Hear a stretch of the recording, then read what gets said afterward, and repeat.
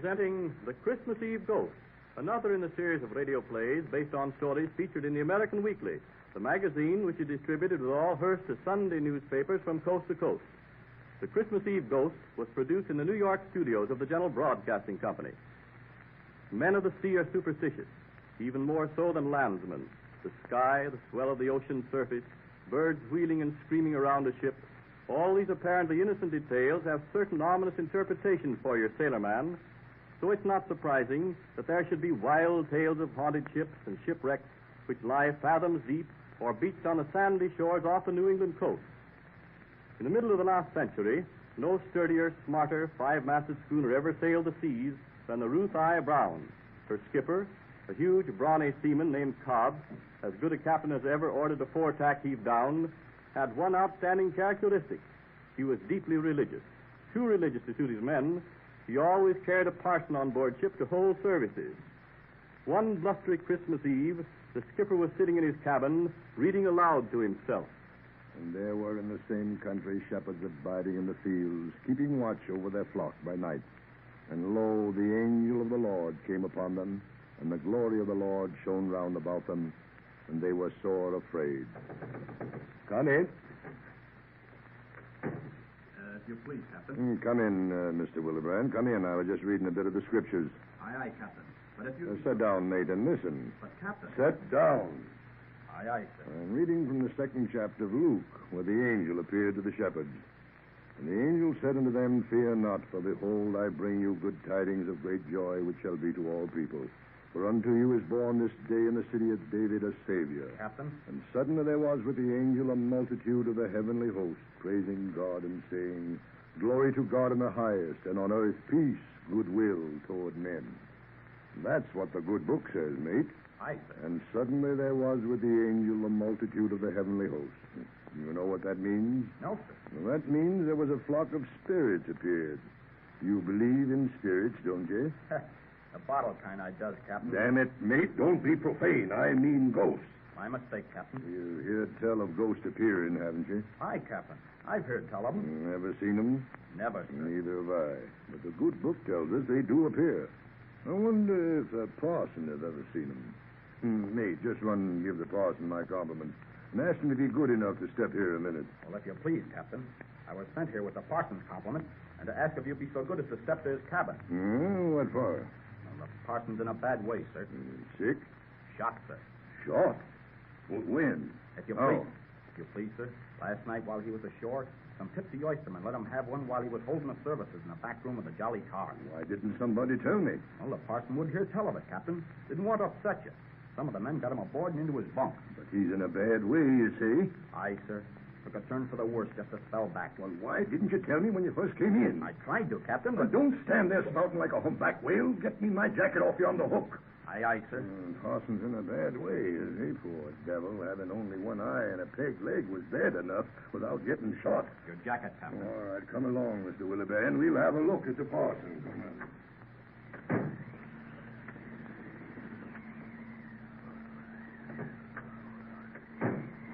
Captain? Yes, Parson. Oh, thank you, sir, for coming. Oh, that's all right, Parson. No. Don't you try to get up now. Lie back and rest. Thank you. I'm pretty weak. Mate, Captain? turn the lantern the other way a little. Light's right in his face. Aye, sir. That better, Parson? Much. Thank you, Captain. Sorry to be so much trouble. Oh, no trouble, man. No trouble at all. But it won't be for long. Why, of course not. Well, you'll be up and about deck in short order. Pardon me for contradicting, Captain, but I'll never pace a deck again. Oh, being sick's made you morbid, Parson. Now stop thinking that way. My time's come, Captain. I knowed it soon as the bullet hit me. Funny, ain't it? What? How we never know how the end will come. I always hope to die in my home port, but it's to be at sea. Oh, stop talking like that, man. It's true, Captain. I'm dying. My race is run. Ah, you hear that? Hear what? Music. Heavenly music. Where? Here, in this cabin. Do you hear it, Mr. Willebrand? No, Are you sure you heard music, Parson? I heard it. I hear it still. Listen. Can't you hear it, too? Would you like me to read a bit of scripture, Parson? They're coming to take me home. God sent his angels for me. See them, Captain? Now, you lie back and rest, Parson. Captain, you don't believe me. You think I'm delirious. I'm not. I see the angels and hear their music. Yes, Parson, yes. If you say you do, you do. The good book says God sends his angels, doesn't it? Yes, Parson, it does. Now, what did I tell you, Mr. Willibrand? I was just sending Mr. Willibrand here for you, Parson, when he come for me. I've just been reading about that in the good book. It's true. It's gospel. The Spirit does return. I know that I shall return, too. Yes, Parson. I die strong in the faith that I'll be allowed to return. And then I shall not only preach to men's souls, but I shall heal their bodies. Lantern's getting dimmer, Captain. Will I fetch some more oil? Oh, don't bother, mate. My lantern of life is growing weaker, too. Captain. What is it, Parson? I always preach the truth, ain't I? That you have. You believe what I've told you, don't you? Aye, but come now, lie back now. Don't lean on your elbow like that. I must make you believe what I'm about to say. Yes. I know that I shall return this same night, this very hour, to preach to men and heal their bodies. Aye, Parson. Remember this, Captain. I shall come back to preach and heal their bodies. I shall.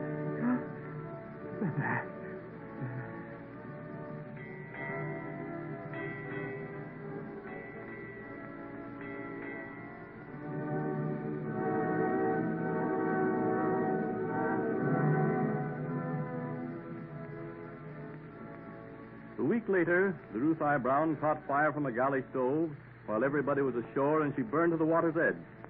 The whole town was interested in the dying prediction of the saintly old parson. Some believed it would come true. Others scoffed at it. But everyone impatiently waited for the next Christmas Eve, the first anniversary of the parson's death. One of the most ardent believers in the prophecy was little Davy, the crippled son of Captain Cobb. He constantly talked of the parson's return and hoped that he might be relieved of his crutches. Although he never expressed his opinion of the whole matter, Captain Cobb took his little son down to the wreck of the Ruth I. Brown on the appointed night.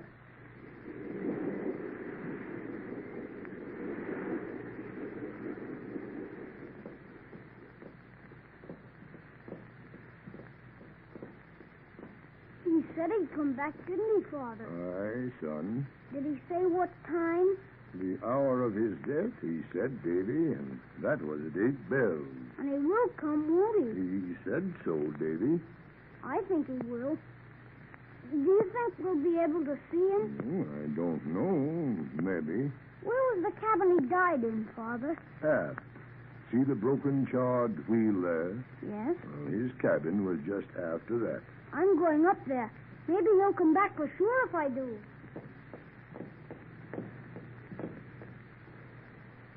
Evening, Captain Cobb. Evening, Mr. Willibrand. Tonight's the night, ain't it? Aye. Tonight's the night. Folks are starting to gather, I see. Aye. You believe the parson will come back, don't you? He said he would. Yeah, he said lots of things the parson did. But I won't believe him. Well, then, what are you here for? Just to see all the folks get fooled. Come to scoff, huh? No, I wouldn't say that. Just come to look on a spell. Mind the night he died, Captain? Aye. How you been reading about the spirit coming down from heaven and how he heard him coming after him? Aye. And all that eerie music he was raving about? Me and you never heard a note of it, did we? No, mate, we didn't. He was the only one aboard who heard or saw anything. Aye. Well then, Captain, how will we ever know if he comes back? I wish I knew, mate. I wish I knew.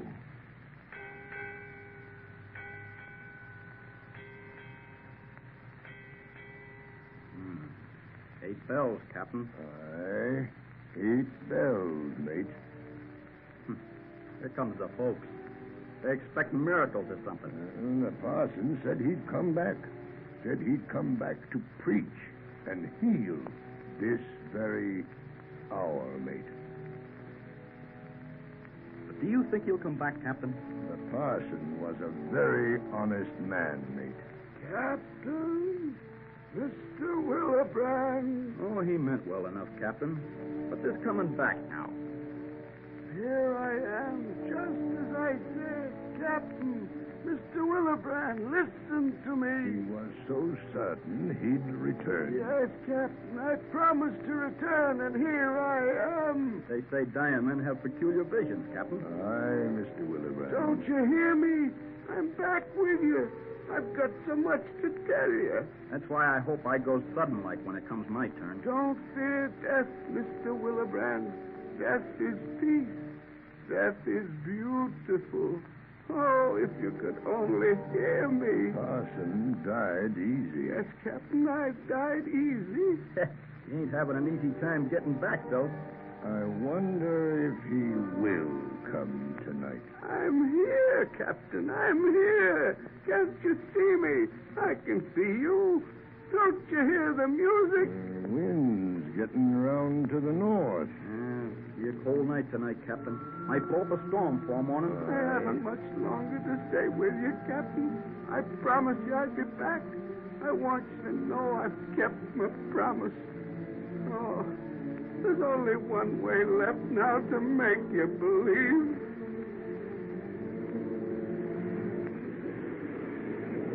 Well, I guess the parson's failed you, Captain. Might as well get back to where it's warm. I guess you're right, mate. I guess you're right. Well, where's Davy? He left me here just a few minutes ago. He went aft by the wheel there. Oh, somebody's coming along the deck now. Is that him? Well, must be nobody else up there. Can't be, Captain. Davy'd be on his crutches. He is Davy, and he ain't got his crutches. Captain, you mean? I don't know what I mean. Father! Father! Davy! Be careful! Where's your crutches, son? I saw him, Father. I saw the parson. Child imagines things so easily. I shouldn't have brought him. Careful, Davy. I'll come get you, son. You don't have to, Father. See? I'll never need my crutches again. I can walk. Well, I'll be... Davy! Davy, my boy! Oh, thank God! Thank God!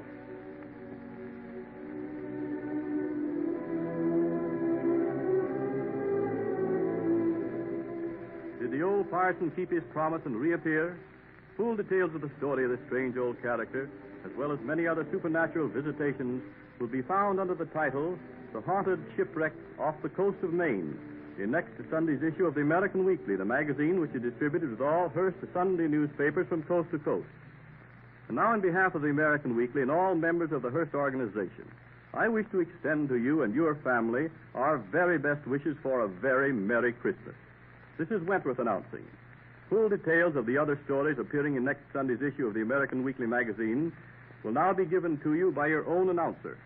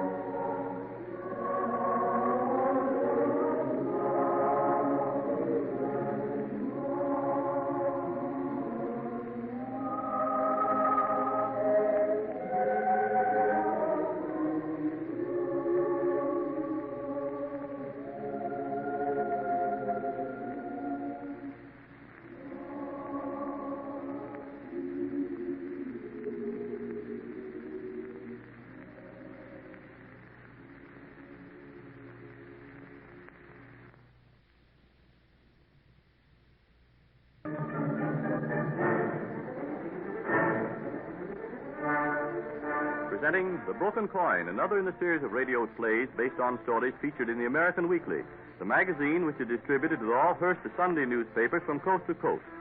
The Broken Coin was produced in the New York studios of the General Broadcasting Company. That section of Paris, known as Montmartre, and once famous for its nightlife and gaiety, is plunged in gloom. The playground of the world, as Parisians proudly called it, has become as lively as a burial ground. One quiet evening recently at the Chat Noir, one of the more ill-famed of night restaurants in the Rue Pigalle, Suzette Claudier, one of the ladies of the evening to be found there, is sitting alone at a table, idly turning a wine glass between her fingers as she meditates under the spell of the music of the cafe violinist.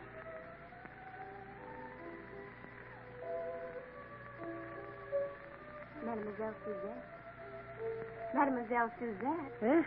What is it? Oh. What can I do for you, ma chérie? I'm Marie Parquet.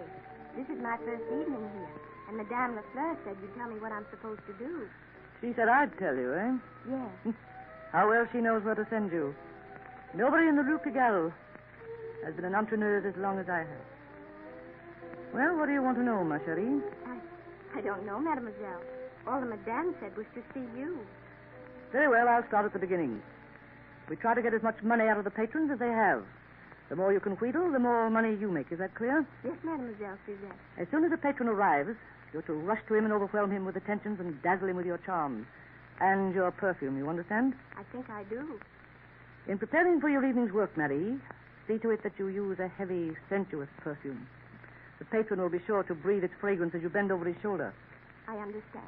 Then, when you're seated with him, you have a sudden thirst and hunger. That's your stock in trade, ma chérie. Your professional appetite. But if I have to eat and drink with a patron, what shall I do when another comes in? That is where the skill comes in. You only pick at the food, and the eagle-eyed waiter will see to it that it doesn't stay on the table long. But what about the drinks? Let the patron drink most of the bottle, but let him think that you helped considerably. But suppose he notices that I haven't? You distract his attention by being very demonstrative. You kiss him and put your arms around his neck. As you do, the waiter will substitute another bottle, which has been diluted. Then suppose the patron refuses to buy more than one bottle. For that type of patron, we have a special technique. You see this vial? Yes. What's in it? A powder, which will make him forget for a while. You mean poison? A sleeping potion. Of course, if a little too much is dropped into his glass, the sleep will be a little longer than intended. Oh, how awful. Oh, don't be shocked, Mary. It's a common thing here in Montmartre. But supposing the glasses get mixed? Suppose It would only put you to sleep, ma chérie. With me, it would be different. My heart would never stand it. One glass and tout fini. Oh, Suzette, have you ever administered a special treatment? Oh, yes, a few times. Oh, I never could do that. You won't have to, Sherry. Suzette will take care of that for you. All I'm supposed to do then is to get patrons to buy food and drinks? As far as the cafe is concerned, but there's a pretty penny to be gained for yourself in other ways. How? Tell the patron a sad story. You have an aged mother to support, a ring you wish to get out of the pawn shop because of sentimental reasons, or you have an overdue rent bill to be paid. Will he give me money if I do? Try it. You'll get twice as much as you ask for. Maybe I can do that. I'll try, Suzette. You're a pretty little thing. How old are you? 18. 18. Just the age I was when I left the convent. Were you in a convent, too? Yes. I was sent to a convent when I was a young girl. My father used to come and see me on holidays. You see, my mother died when I was small. Then, when I was about 18, Father's visit suddenly stopped. You mean he died? That's what the Mother Superior thought. I remember one evening, just at vespers.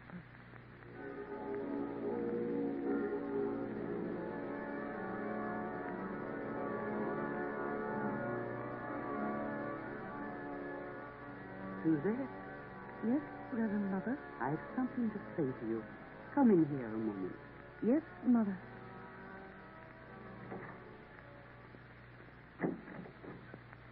Suzette, your father hasn't been in touch with you, has he? No, Mother. He hasn't been in touch with us either. He used to come on all the holidays. It's strange that his visits have stopped so suddenly. Is it not, Suzette? He may be ill, Mother. In that case, I think he would have notified us in some way. Perhaps he went away on a business trip. Perhaps. But I think, and you must be brave, my child, I think he has passed on. Oh, no. Yes, my child. I know it is a shock to you. There's no other way to look at it. Now, the funds your father left for your education are nearly depleted. Have you any other relatives to whom you can turn for assistance? No, Mother. If Father has passed on, I'm alone in the world. There are two ways open to you. Enter the convent as a sister, or take what money is left and seek your fortune in the world. I shall give you a little time to think it over. You may go into Vespers now. Very well. Reverend Mother.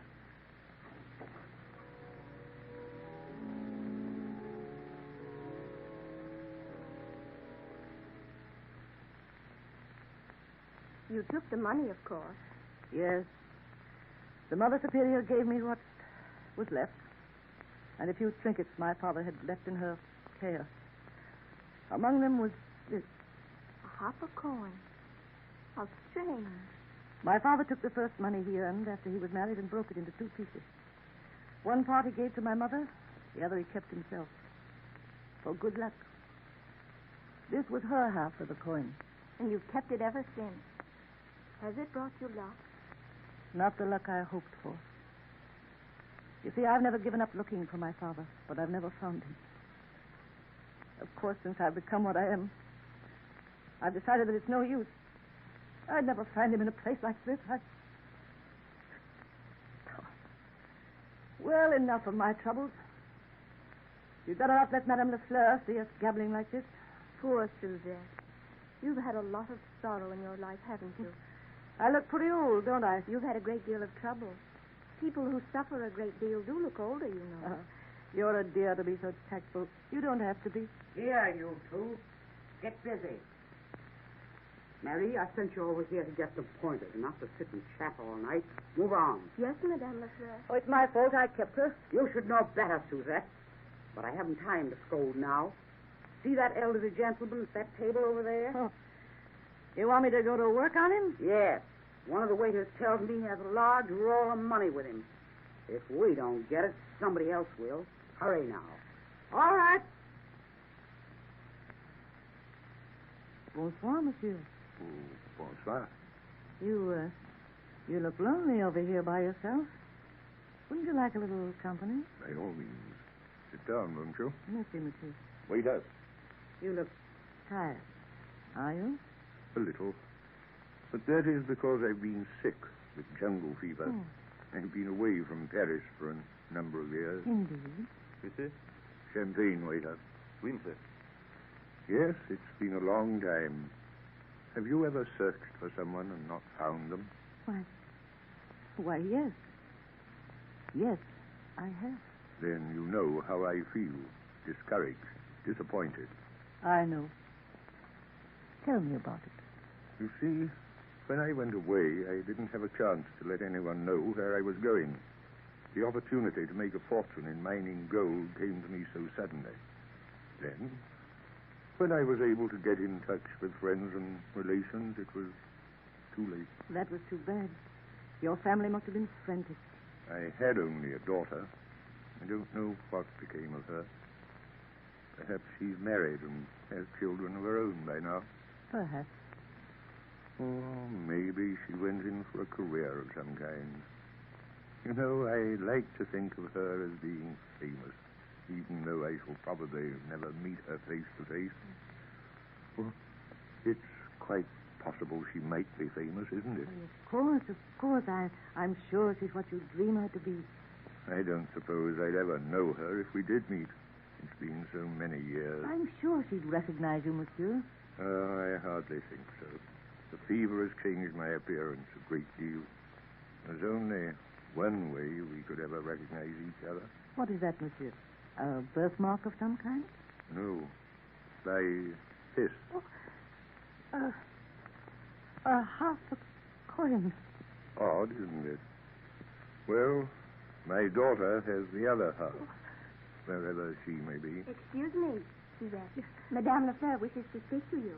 I'll sit with the gentleman while you're gone. Yes, I must see Madame. Excuse me, monsieur. Certainly. What's got into you this evening, Suzette? You've done nothing but talk. Yes, madame. Now, the gentleman evidently isn't going in for drinking this evening. We'll have to put him to sleep some other way. The powders? Oh, no. Don't be a fool, Suzette. Why, you've never acted this way before about the powders. What's the matter? But I...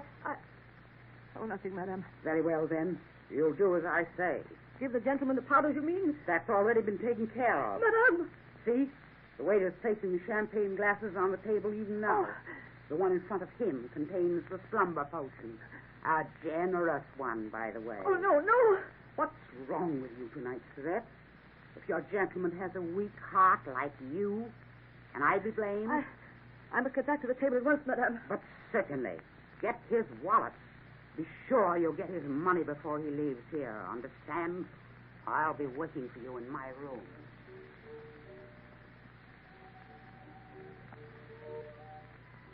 Oh, you're back, Suzette. Yes, I'm back. You can leave us, Marie. Of course. Bonsoir, monsieur. Bonsoir, mademoiselle. Well, mademoiselle Suzette, shall we drink a toast? Wait, monsieur. Eh? Why are you changing the glasses? Well, this one is fuller. You ought to have it. No, here. You keep it. Oh, please change with me, monsieur. But why are you so insistent, Well, mademoiselle? I've told you, this one is fuller. Well, I'll drink this one, thank you. Oh, no. Here, what are you doing? Stop. That's mine you're drinking. Yes. And now, my own. Now you must go, monsieur. Flee for your life. I don't understand. And after your money. If you don't go now while the madame is out of the room, you'll never go out alive. This is a wicked place, monsieur. You're in great danger. Why should you warn me like this? Because you're an old man. You've suffered enough. You don't deserve to die like this. Now go quickly. But, mademoiselle... Oh, do you hear me? Go at once. Very well, but what about you? Oh, I shall be all right. Now. As you please. Au revoir, mademoiselle. Au revoir, monsieur. And God bless you. Suzette? Why, what's the matter? Why, you're scared. Yes. What is it? Are you ill? Oh, Madame! My father. You think me then. You must always think me so. Mother, I found him. I found him.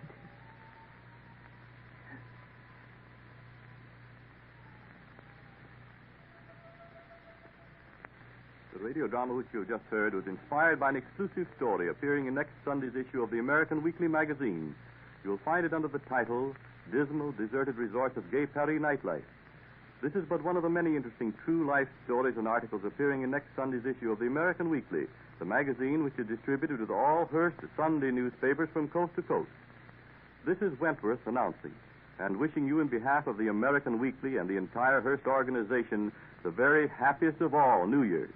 Full details concerning the many stories and articles to be found in next Sunday's American Weekly will now be given to you by your own announcer.